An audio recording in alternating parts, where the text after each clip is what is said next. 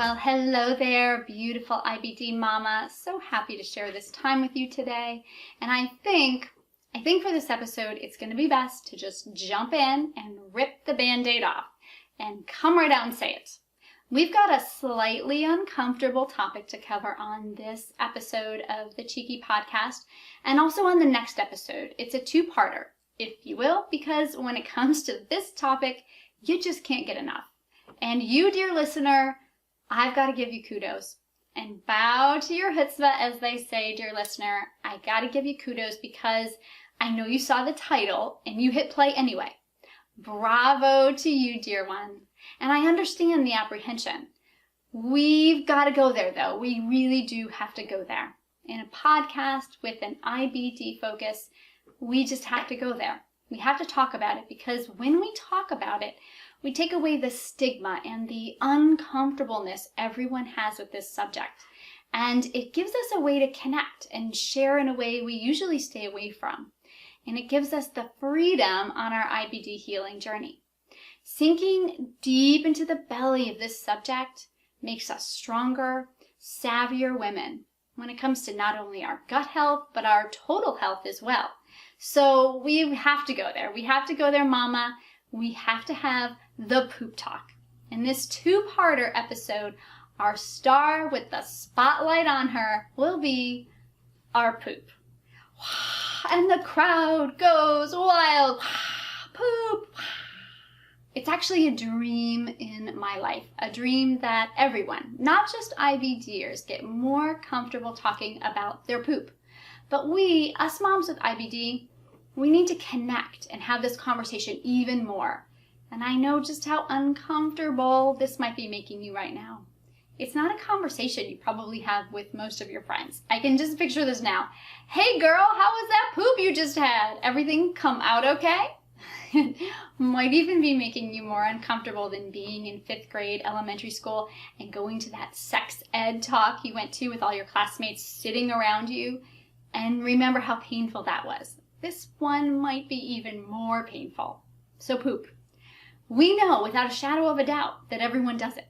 But it's this little secret that no one gives us permission to talk about. Definitely not talk about in the open, especially women. We're taught it's private, it's dirty, it's a little secret to keep quiet about. It almost feels to me like in social circles, we have to pretend we don't even do it. It's not ladylike to talk about. Many of us are even taught as girls that we shouldn't pass gas, and certainly not out loud, and definitely never smelly gas.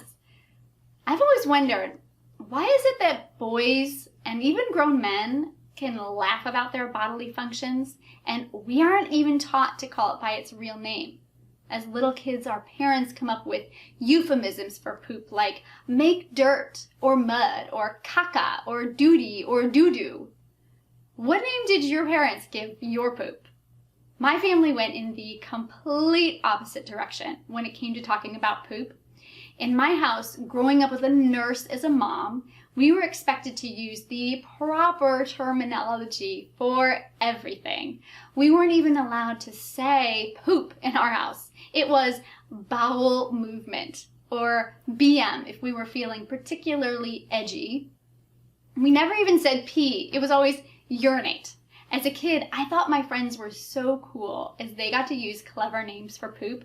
I had to use the proper terminology. And I bet you my mom is listening right now. She's listening to this episode and she's offended that I'm using the word poop and not bowel movement. I'm sorry, Mom, but bowel movement just sounds way too sterile, way too medical. So today, when we have this talk, we're going to go with poop. It seems like a happy middle ground for most of us, I guess. Besides not talking about poop, if you're like me, you probably never even gave your poop a second thought until you started having IBD symptoms like diarrhea or constipation, or until the doctor gave you that lovely diagnosis, inflammatory bowel disease. Not a sexy sounding diagnosis, by the way. Why couldn't it be some sexy French sounding name like Chez inflammé bowel désiré? Something like that. Sorry, I digress. But really, why couldn't it have been a sexier name? The point is, most people don't really give their poop a second thought as a kid, and I was really no exception. It was something I reluctantly pulled myself away from an activity to do. I ran into the bathroom to have that bowel movement, she says in quotes, and I was in and out, 2 minutes flat. Then back to innocent childhood fun until that fateful day, until that day when I was 16, 17 years old and I went to the bathroom and my poop was covered with blood. It wasn't until that day that I had the most profound thought I'd ever had when it came to my poop, and I thought to myself, I think it's been 4 days since I pooped last. That was the day my happy-go-lucky, pretty much non-existent relationship with poop changed forever. Today, if it was 4 days, if 4 days went by and I didn't poop, I'd know it. I'd know it if 1 day went by and I didn't poop. Because now I know just how important my poop is. And I know just how much valuable information is located in the toilet when we go number 2. And there's another euphemism that we tend to use for poop. For me, there's this before picture I have of me as a teenager who, by the way, just so you get a clear idea of what was going on with me at the time, I had been having other GI symptoms for 3 years by this time. Nothing poop related, but I hadn't been diagnosed with Crohn's yet, and I certainly had never thought about my poop in any significant way. Compare that to the picture, the after picture, of a person whose life was altered dramatically on that fateful day, where my 4-day-old poop suddenly changed everything. The unfinished puzzle of the previous 3 years trying to figure out what was wrong with me came together in that one important life-altering poop. So just how important is paying attention to your poop when it comes to IBD? In a word, huge. If you're one of my awesome clients and you're listening to this podcast right now, I know you're chuckling. You're chuckling because you know that we never get through a session without talking about poop. Today, we're going to bring that candid conversation out into the open so that we can all benefit from talking about it. And my goal with this episode is not only to encourage you to get comfortable with this word, this poop word, this drop the kids off at the pool word, this make a turd word, whatever you guys call it, but to also embrace the act of looking at the toilet every time we go. And also to help us get comfortable with knowing what it is we're actually supposed to be looking for. And what that dookie, yep, there's another euphemism, what that dookie means for our gut health and our overall health as well. In today's episode, Let's Talk About Poop Part 1, we'll dive into why getting super cozy and comfortable with our poop is the key to getting our IBD into remission. We'll talk about what you should be thinking about and looking for when it comes to your poop. And we'll also talk about the Bristol stool chart, an actual chart that gives us ratings for our poop. I'll tell you where you can get your own copy, and trust me, you're going to want your own copy so you can print it out, and how it can be beneficial for you. And more importantly, when you should throw it in the toilet. In episode 4, Let's Talk About Poop Part 2, which is actually available now. You can download that right now after you listen to this episode, so you don't even have to wait a week for it. In that episode, we're going to talk about a mom-friendly acronym that will come in handy to help you pay closer attention to your poop. I'm going to tell you how you can get your hands on the best free resource to help you keep track of your own symptoms and poop. And yes, while you're in gut healing mode, everyone should be doing that. For those of you who are new to talking about poop, those of you who are feeling really uncomfortable with this conversation, those of you who never look in the toilet bowl, I'm going to give you a fun little poop challenge so you can start taking baby steps with your poop. I love me some baby steps, so it's going to help you with that. And after we talk about all of this, we'll get to the most important part. I'll tell you how to do it like a mom. So all of that is coming your way in the next episode, episode 4 in Let's Talk About Poop Part 2. But for today, we do have a lot to get to, so let's go ahead and dive in. First up, why should we even care about this? Why do we want to get comfortable talking about our poop? Why do we want to get comfortable looking at our poop?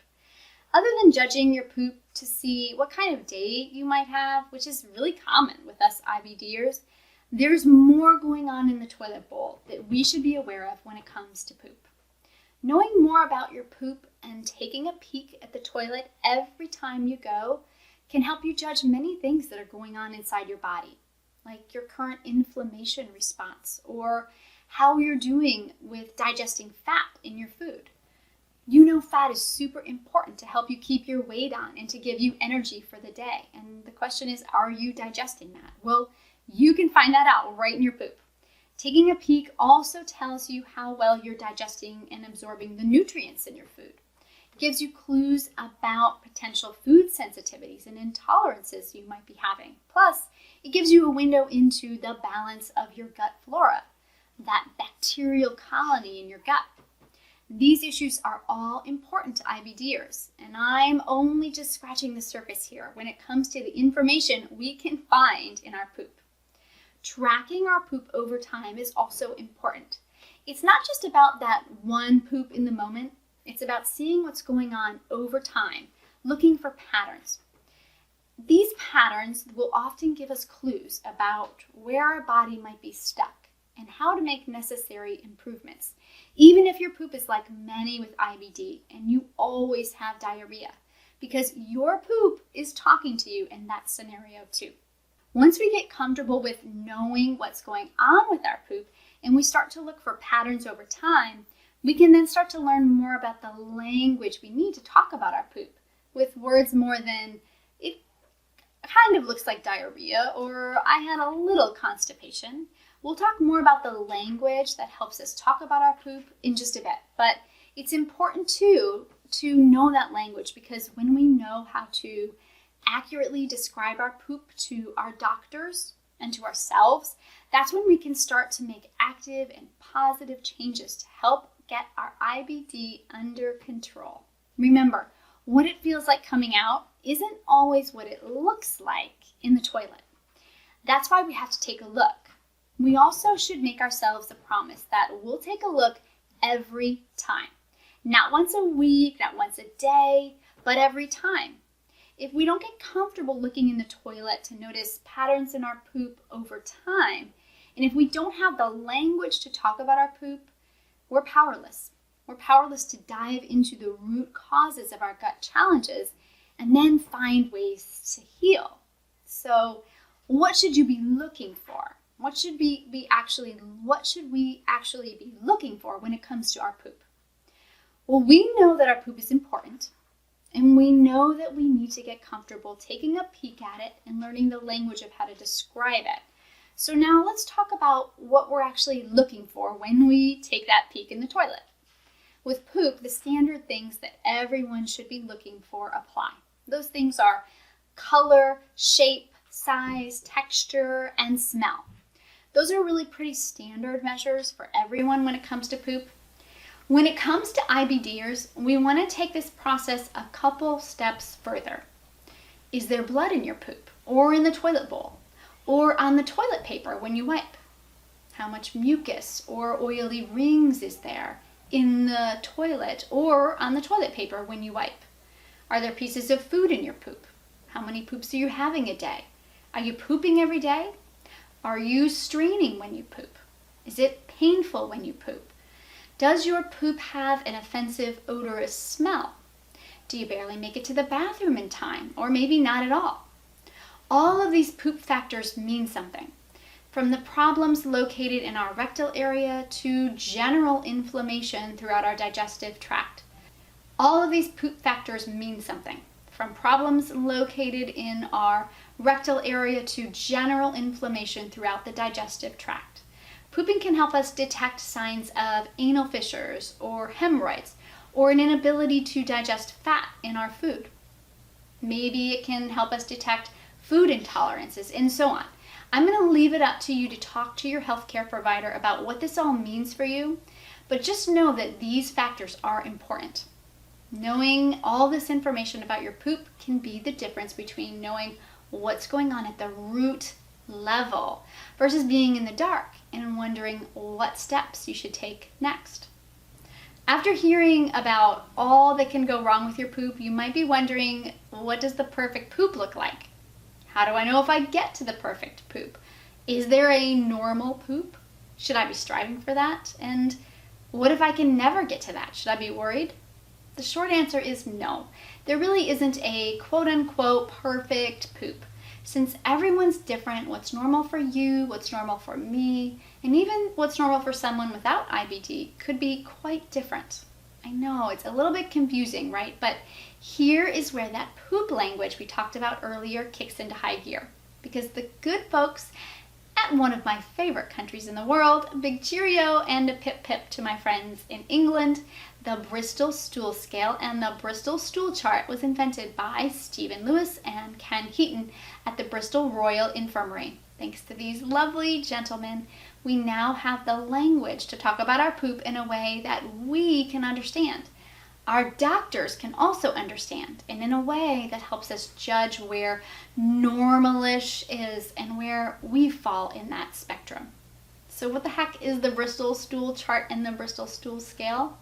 And when can it be helpful? And when should we maybe throw it in the toilet? Well, I just mentioned that the Bristol Stool Scale was developed in England back in the 1990s, the early 1990s, I think.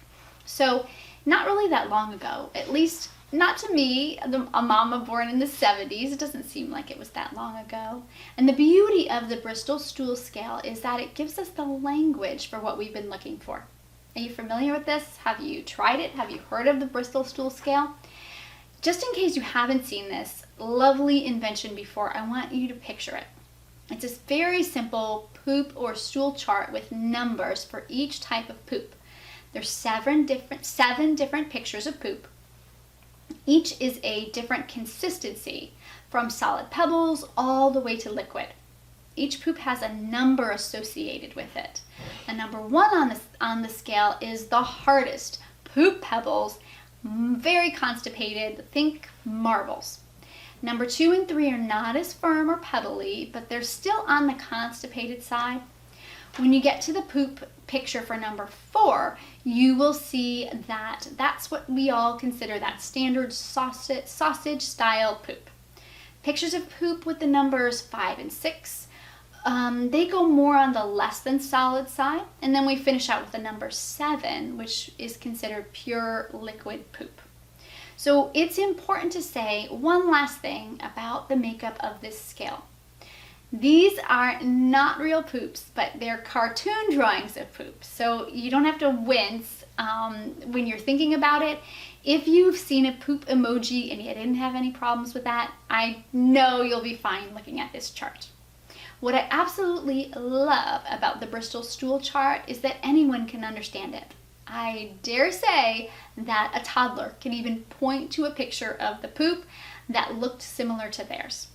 Finally, someone is giving us a guide, and we don't have to describe our poop by saying something that our doctor might not even be able to picture, like slightly mushy or kind of oatmeal-like.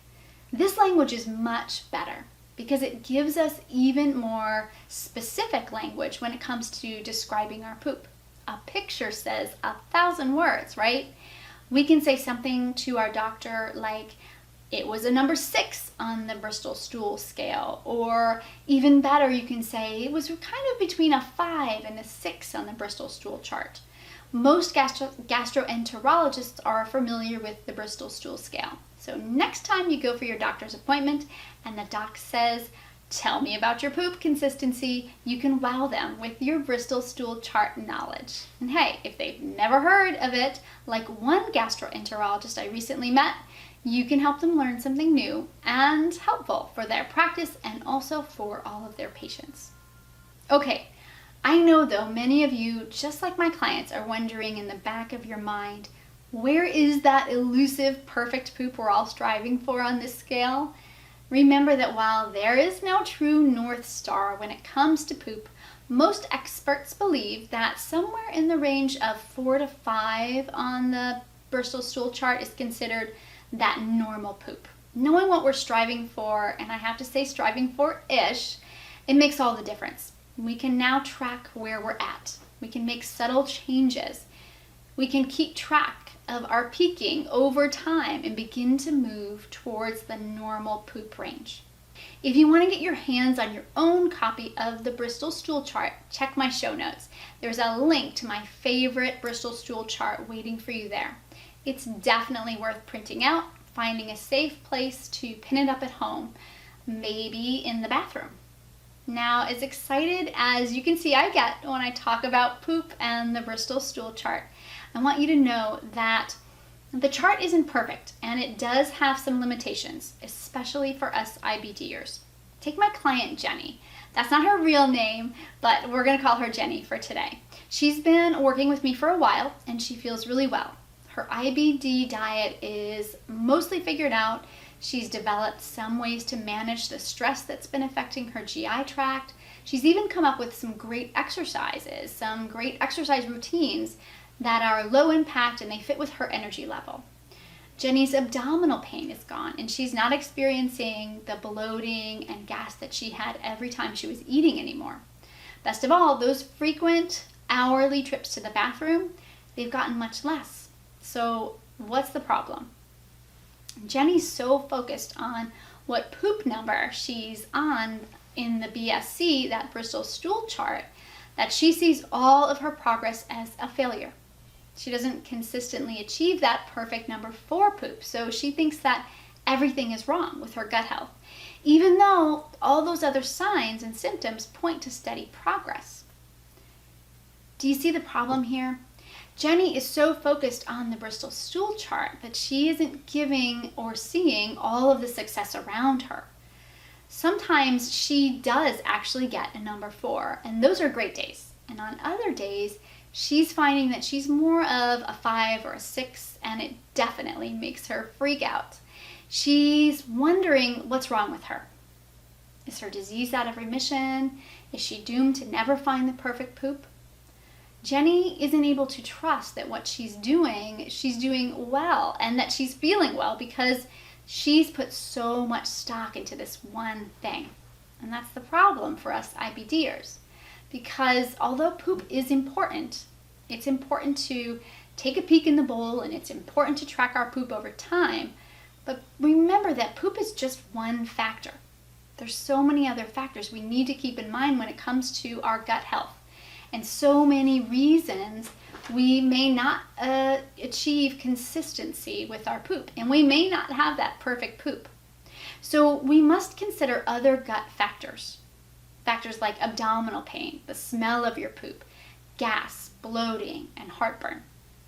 And forget our digestive tract for just a moment.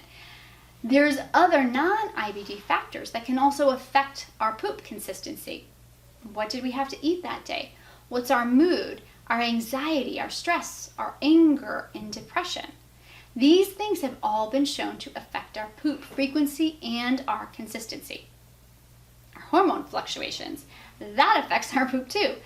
Anybody ever heard of period poops? It's normal. It's normal and natural for all women to experience this. Even lack of sleep can affect your poops. So while we do get lots of information from looking at our poop, tracking our poop over time, and being comfortable with the Bristol stool chart numbers and pictures, we also want to be aware that the Bristol stool chart is not the end-all be-all, and we don't want to use it to create a block that keeps us from believing that we're in remission. Poop fluctuations are normal for everyone, and it doesn't always mean that you're in the middle of a Crohn's or colitis flare-up. I've heard about this same phenomenon with other clients besides Jenny. It's really quite common, clients that are having trouble seeing beyond the Bristol stool chart. Is the BSC holding you back? Is there a better answer out there? Is there a better way to keep track of your poop? Next time on the Cheeky Podcast for Moms with IBD. I said that, and now I'm thinking about that Serial podcast. Do you guys know that podcast? If you haven't listened to that one, it's fascinating. It's a murder mystery ride that always ends with something like, will the accused finally go free? Next time on Serial. I'm just channeling my favorite podcasts. I know I told you guys I'm a podcast junkie, right? Anyway, our next episode, Let's Talk About Poop Part 2, will be as illuminating as this one. We'll talk about a mom-friendly acronym that will come in handy when it comes to tracking your poop. I'll tell you about the most awesome free resource available to help you track your symptoms and your poop. And if you're new to talking about poop, I've got a challenge for you. And of course, we'll talk about how you can do all this like a mom. Remember to check out the link in the show notes for that free copy of your Bristol stool chart. It's a link for my favorite one. I know you're going to love it. I definitely think it will come in handy for you and for your doctor's appointments. Besides not talking about poop, oh my gosh, I haven't been recording any of this. Blah, blah, blah, blah, blah, blah, blah. In food. That's more than food. Bristol school chart. You're done. Done!